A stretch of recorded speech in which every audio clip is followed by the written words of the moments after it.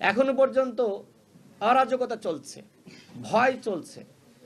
গ্রামগঞ্জে আরো বেশি এই ধরনের সমস্যাগুলো লক্ষ্য করা যাচ্ছে।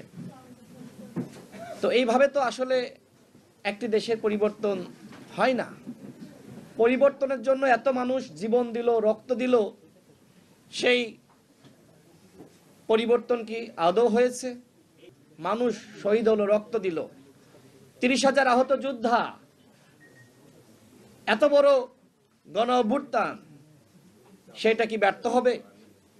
আমার প্রশ্ন হলো, আমরা সেই সময় বারবার বলছিলাম উপদেষ্টা পরিষদের সংস্কার করেন। এই উপদেষ্টা পরিষদের মাধ্যমে কোনো সংস্কার রাষ্ট্রের হবে না।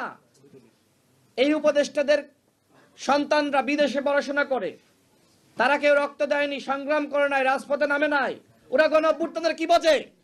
নাহিদ ইসলামের বক্তব্যের মাধ্যমে প্রমাণিত হচ্ছে তারা ভুল ছিলেন আর আমরা সঠিক ছিলাম।